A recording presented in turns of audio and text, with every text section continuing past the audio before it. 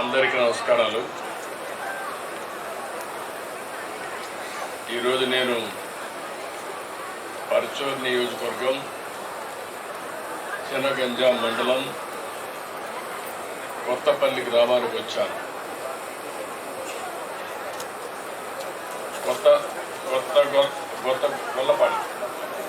కొత్త గొల్లపాడెం గ్రామానికి వచ్చినప్పుడు నాకు ఘన స్వాగతం పలికిన సోదరి సోదరులందరికీ పేరు పేరున మనస్ఫూర్తిగా నమస్కారం.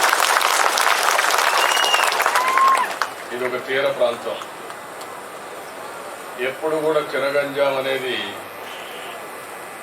తెలుగుదేశం పార్టీకి ఒక బలహీనమైనటువంటి మండలం. ఇది నేను 40 ఏళ్ళుగా చూస్తున్నా. అయితే కొత్త గొల్లపాడెం మాత్రం తెలుగుదేశం పార్టీకి కంచుకోట. మొన్న కూడా 80% ఓట్లు ఇక్కడ వేశారు. మొట్టమొదటిసారిగా ఈ మండలంలో కూడా మెజారిటీ 5,000 ఓట్లు వచ్చాయి.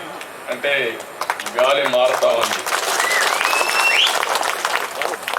అందుకే మొన్న మీరు చూసినప్పుడు ఈ రాష్ట్రంలో జరిగిన అరాచకాలను అరికట్టడానికి ఆ రోజు జనసేన అధినేత పవన్ కళ్యాణ్ గారి మిత్రులు, నేను, బీజేపీ ముగ్గురం కలిసి పోటీ చేశాం. ఎప్పుడు కూడా నాకు ఒక నమ్మకం, ఈరోజు ఈ రాష్ట్రంలో తెలుగుదేశం పార్టీ ఇంత బలంగా ఉందంటే దానికి కారణం వెనుకబడిన వర్గాలే కారణం, మీరే కారణం అని చెప్పి మరొకసారి అందరికీ చెప్తున్నారు. జెండా మోసారు, కష్టపడ్డారు, సైకిల్ గుర్తుకి ఓటేశారు, బెదిరిస్తే భయపడలేదు. అనేక సమస్యలు వచ్చినా ఎదురుండి నిలబడ్డారు.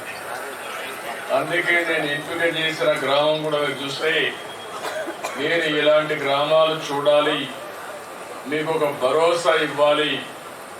43 సంవత్సరాలు పార్టీని ఆదుకున్న మిమ్మల్ని అన్ని విధాల ఆర్థికంగా, రాజకీయంగా, సామాజికంగా పైకి తేవాలనే ఉద్దేశంతోనే నేను ఈ గ్రామానికి వచ్చానని చెప్పి కూడా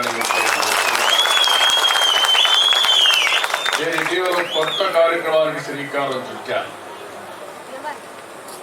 నెల వస్తే మొదటి తారీఖు వస్తే ఆఫీసర్లు కానీ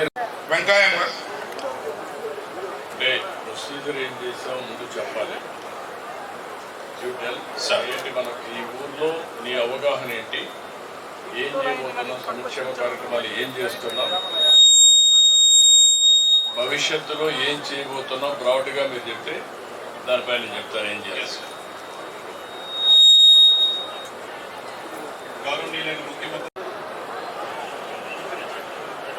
ఈరోజు ముఖ్యంగా మన గ్రామ సభలో 2 ప్రధానమైన విషయాలు. ఒకటి, పెన్షన్ మన గ్రామం నుంచి ముఖ్యమంత్రి గారి చేతుల మీదుగా కొంతమందికి ఇవ్వడం జరిగింది. ఆ కార్యక్రమం ఒకటైతే, రెండవది ఈ యొక్క ఏదైతే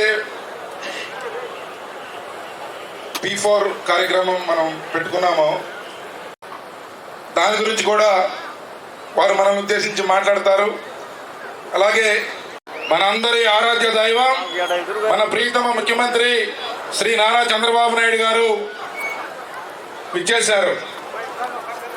ఒక మారుమూల కుగ్రామం, పూర్తిగా పేదలు.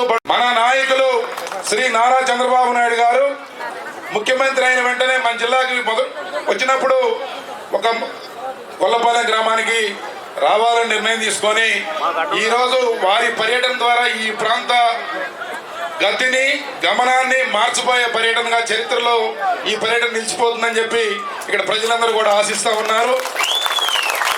ఎందుచేతనంటే గతంలో 2019-24 మధ్య మన మండలానికి వారు ప్రతిపక్ష నాయకులు హోదాలో రావడం జరిగింది. ఇక్కడే మన పక్కనే ఉన్న మోటుపల్లి గ్రామంలో ఒక బడుగు బలహీన వర్గాల మత్స్యకార మహిళ అయిన పద్మ అనే మహిళా కార్యకర్తని అతి దారుణంగా చంపేస్తే ఆ కుటుంబాన్ని పరామర్శించి వారికి ఒక ఓదార్పునిచ్చి ఆ బిడ్డల్ని దత్తత తీసుకొని దాదాపు 6 సంవత్సరాలుగా పిల్లల సంరక్షణ భారాన్ని ఒక కుటుంబ పెద్దగా వారు నిర్వహిస్తూ చక్కగా బ్రహ్మాండంగా చదివిస్తూ ఉన్నారు. అది ఈ సందర్భంగా మీకు గుర్తు చేయాలనుకుంటున్నాను. అలాగే ఈరోజు ముఖ్యమంత్రి హోదాలో ఇక్కడికి రావడం, అలాగే 2006లో ప్రతిపక్ష నాయకునిగా మన పక్కనే ఉన్న పల్లిపాలెం గ్రామానికి, అక్కడ అందరూ కూడా ఫిషర్మెన్స్ ఉంటారు, ఆ పల్లిపాలెం గ్రామానికి వారు వరదల్లో చిక్కుకుపోయి ఉంటే తుఫాను సందర్భంగా అక్కడ ప్రజలు ఇబ్బంది పడతా ఉంటే వారిని పలకరించడానికి ఆ రోజు కూడా వచ్చారు. ఇప్పుడు 3వసారి మన మండలానికి ముఖ్యమంత్రి హోదాలో వచ్చారు.